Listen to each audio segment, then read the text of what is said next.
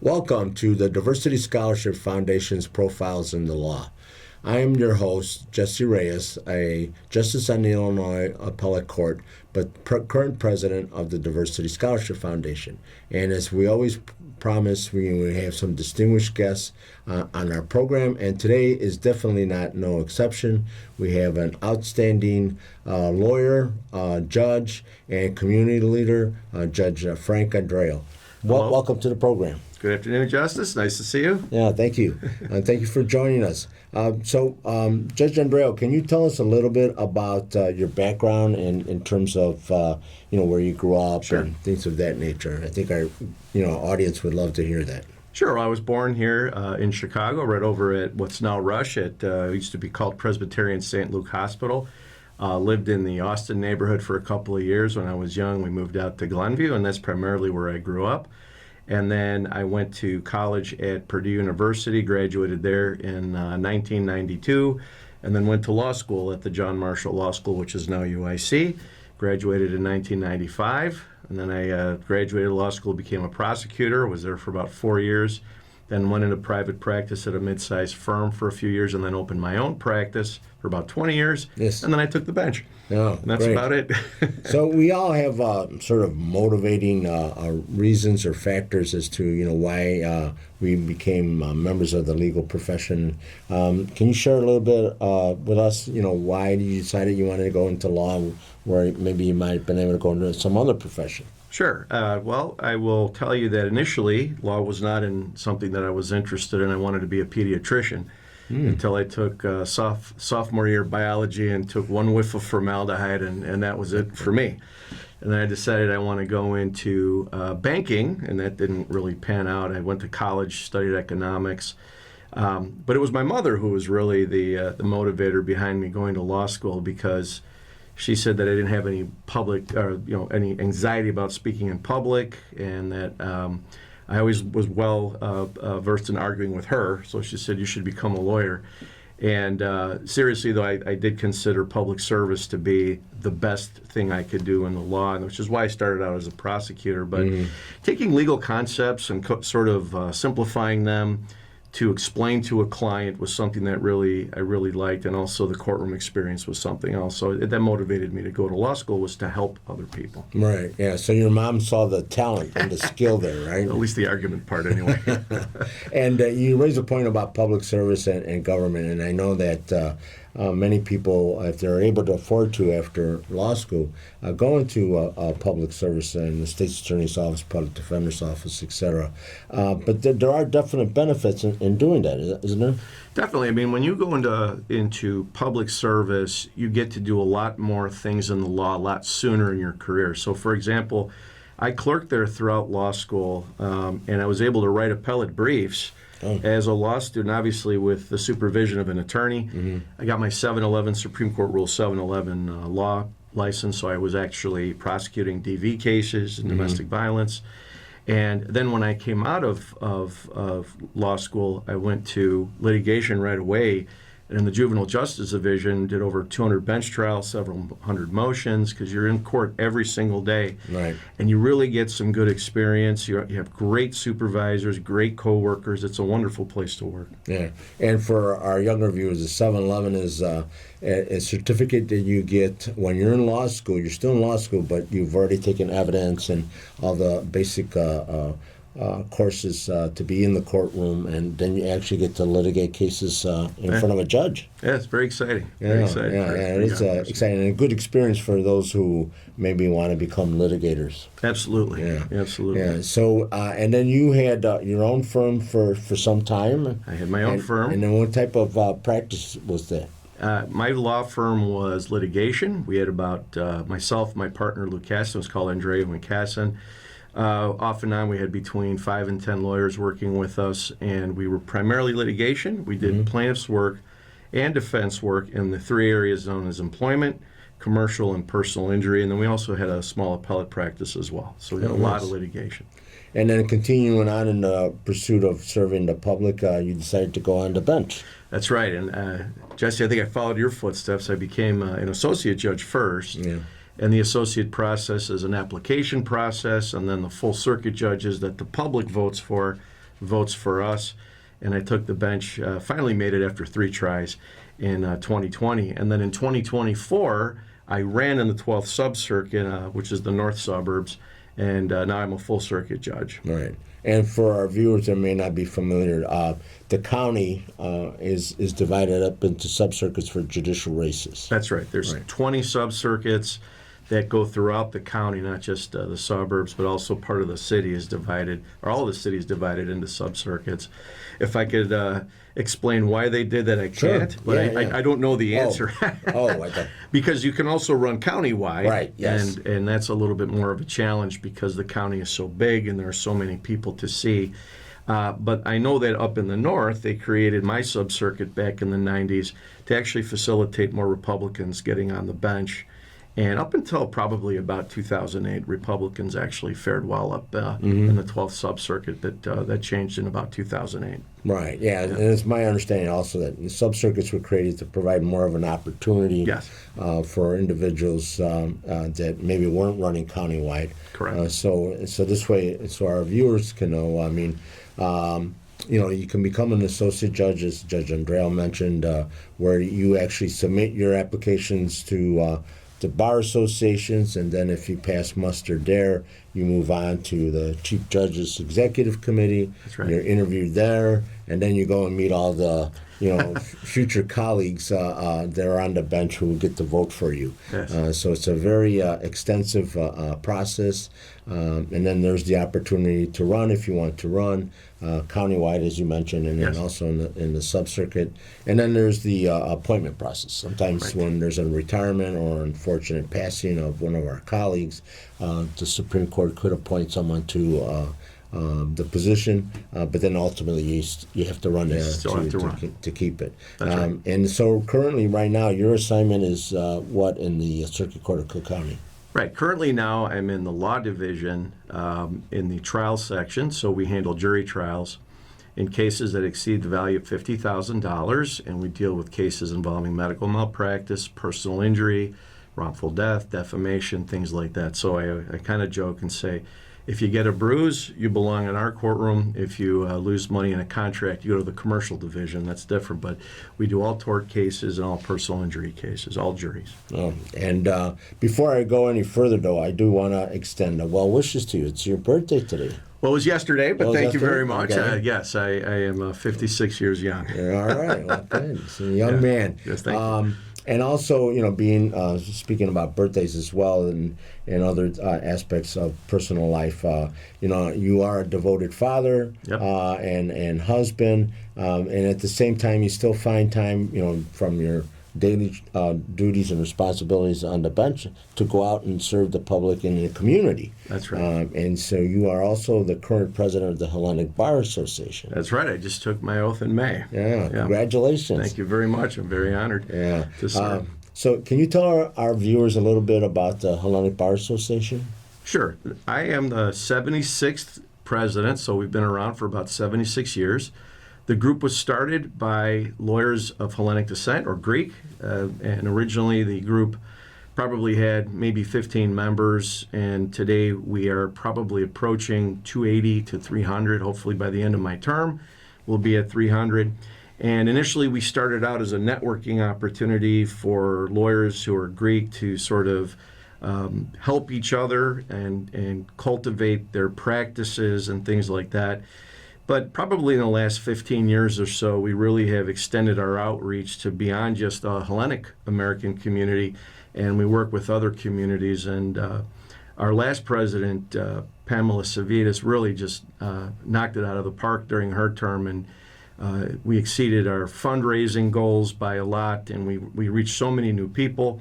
And a few years ago, we created the Philhellene membership for people like you, Jesse, who are some of our biggest supporters. And you don't have to be Greek to join the Hellenic Bar Association to take care of its many benefits, which include CLEs, networking opportunities, and other events like our Judges Night. Yes, and it's a great organization, very family oriented. What I mean is everybody, is so friendly and welcoming. And you also have a foundation, right? We do. The Hellenic Foundation, the Hellenic Bar Association Foundation is our charitable arm. And every year, this year, November 21st, if you don't mind my plugging it, we're going to have our scholarship ball. And we give scholarships that range from $5,000 to $10,000 to students. Those students do have to be of Hellenic descent, though. And in addition to that, we have honorees, which will roll out as we get closer. And the foundation basically has a mission to assist in a charitable way people within our community and beyond.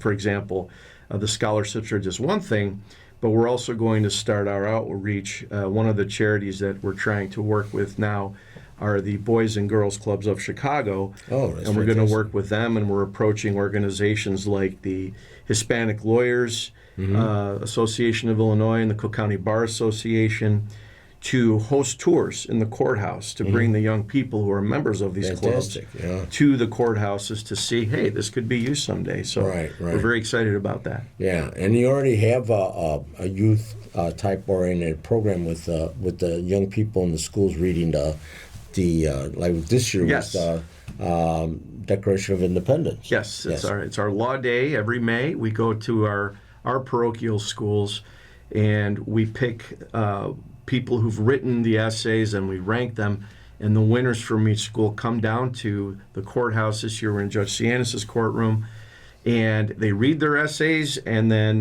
their families join, and then we go to dinner afterwards. And again, you're always there, Jesse. We thank you for being there. Yeah, it's great. And it's so heartwarming and encouraging. You hear these young people, write about the Declaration of Independence and what does it mean, and not only to our country but to them. So that's very nice. And just to sort of speak to birthdays, as I do get older, the original recipients are now in law school. So they managed, and that's kind of what we're trying to do this year, is build a pipeline going all the way back to grade schools now, as opposed to just law school and college. We're really encouraging our young people to follow the path into public service and law. Wow, that's fantastic. Yeah. So if anybody was interested and they wanted to find out some more about the Hellenic Bar or how to get involved, is there a website? Or there is. Could you share that? Sure. You just go onto your search bar, type Hellenic Bar Association of Illinois. We also have a Facebook page. We're on Instagram, and we're on LinkedIn. And I think this year we're going to entertain maybe spreading our wings to TikTok to even go to the younger people, but we'll see about that. I may have aged out of that system, Jesse, I have to admit, but we'll get the younger people involved in that. Great. And then also there are a number of Hellenic judges, and they have an organization as well, right? Absolutely. 4 years ago, we started the Order of Themis. I'll give credit to one of our founding members, now retired Judge Anna Demokopoulos, who really put a lot of effort into assembling this group.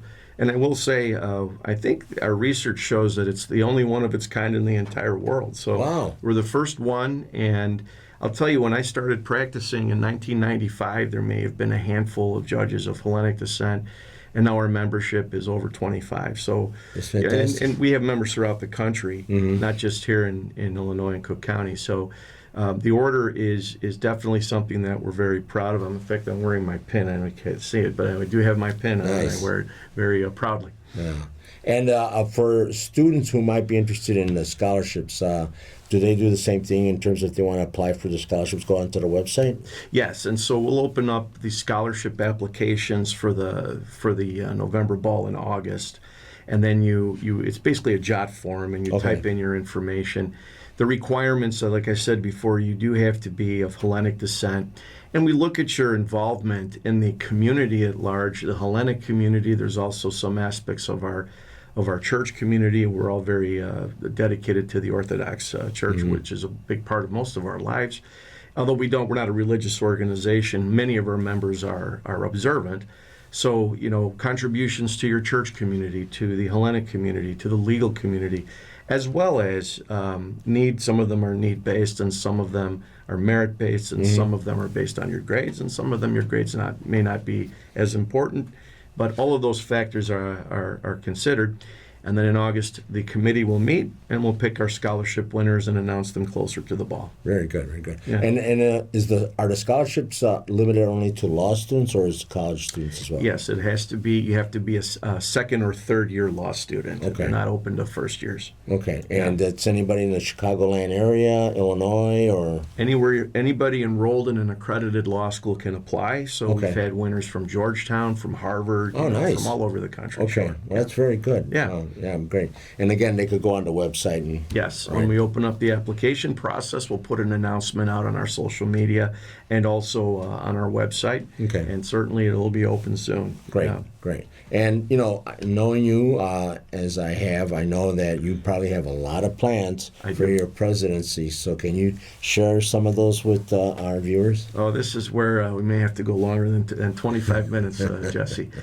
So continuing, one of the things we're doing this year, as you know, we're celebrating the 250th year of the United States, its Constitution, the Declaration of Independence. And we are celebrating this year the contributions of Hellenes, not only to the Greek community, but to the community at large.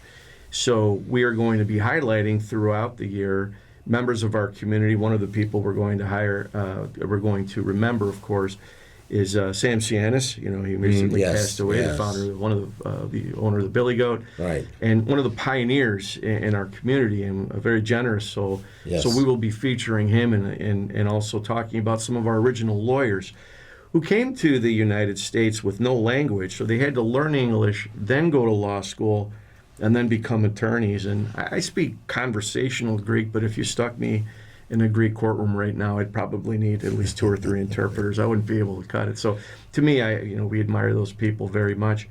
We're expanding our CLEs this year. We're going to have various different types of CLEs, and we're going to work with other groups. This year, one of the groups we're going to work with, hopefully in the works, is LAGBAC, and we're going to talk about the issues that affect the LGBTQ plus community that lawyers in our community may come across when people seek representation.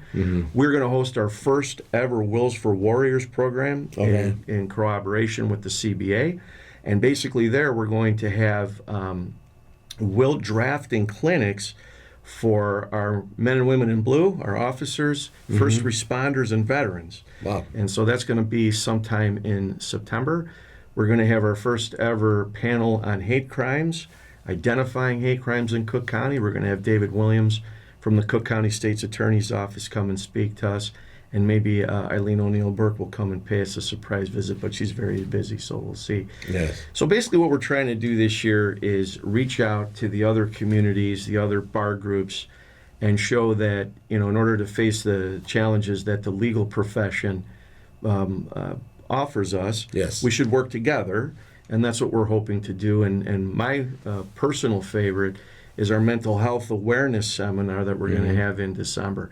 So we also have our women's panel coming up in March. We have our CLE calendar posted for the year, but we'll get that up very soon. So I can go on and on, but we are definitely expanding our reach this year and look forward to working with our other partners. Wow, that sounds like a very ambitious, and I know it'll be a very successful year We'll as see. president of the Hellenic Bar Association.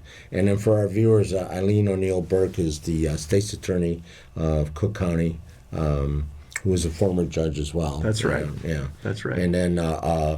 Cianis, who was a great loss for all of us here in Chicago and the state of Illinois and around the world, actually. Around the world, definitely. His son, Thomas, is one of our colleagues as well. I'm very proud of Tom. He's the presiding judge of the municipal department now, and I can't stop gushing about that man. What a very nice man he is. Good judge too. Yeah, and then you also, along with the continuing legal education programs, you have some very good recreational programs as well during the year, right? In regards to the Hellenic Bar.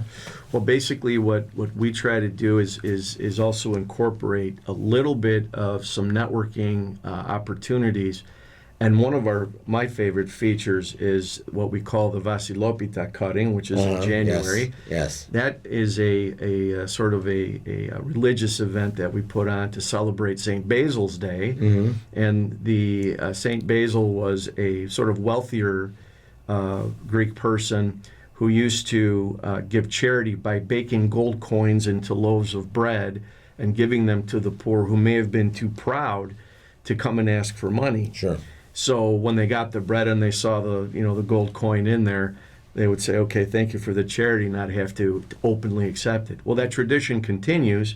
So what we do is we have our Metropolitan, Nathaniel, who's one of our higher leaders in our church in Chicago. He'll come and he'll bless the loaves with us, the bread, and it's actually a nice sweet bread. You've had it before. Yes, oh yes. With powdered sugar, which is very messy. One of my favorite events. Yeah. And then we have a coin in there, and whoever gets the coin, of course, it's not a gold coin, it's a quarter, but whoever gets the coin, the logic goes, will have good luck for the year. So that's one of our events. And then we have our fall kickoff coming up in September, and we have all sorts of networking events, so stay tuned, go to our calendar. We're also going to put on the ISBA calendar, the Illinois State Bar Association calendar, all of our big events for the year, including our Judges Night, which is at the museum on Halstead Street, and that'll be on June 10th this year, Thursday, June 10th, and we know you always are in attendance there. And that's a great event because then if the weather holds out, everybody gets to go up on the rooftop. That's right. And enjoy the weather, so it's always a very fun event, and you have definitely, your organization has definitely honored very distinguished members of our profession as judges. So yeah, it's great. Well, one thing I forgot to mention is that one of the awards we give at the Judges Night is the Socrates Dikastis Award. Dikastis means judge in Greek, and you're a recipient of that award. Yes, I think you were, I believe, 2018, if I recall correctly. Yeah, deeply honored. Yes, and so we take an opportunity to recognize, and these judges that we do recognize are not members of the Hellenic community. We reach out, we've honored Supreme Court justices, appellate justices, and other judges that set themselves apart from basically our criteria. And we've had that award that we've been giving for now. Boy, it's been over 10 years. I'm going to give credit to the chairman of that event, and that's Judge Jeff Cronus, who runs that event like clockwork, and we're very happy that he's doing it along with his wonderful family. Yes. And they're always there setting up and breaking everything down afterwards. And I'll note, too, that you're wearing your Greek blue tie. Yes, your Hellenic I am. Blue, so thank you very much my pleasure. for the shout to the community. And Judge Cronus and his family do an excellent job of running that program. Fantastic. They certainly do. One other thing that I want to kind of raise because I think it's very important for our younger viewers is you have a mentor-mentee program as well, right? We do, and that's something that we partnered with the Illinois Supreme Court.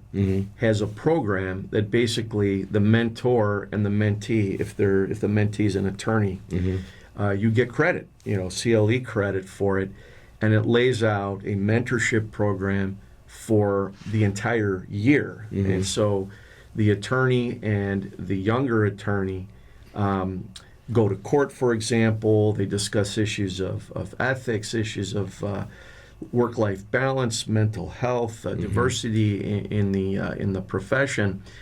But we've also extended that program to students as well. So if you are a young lawyer or even a lawyer that's new to town, or you feel like you need to make a change, you can join the mentorship program.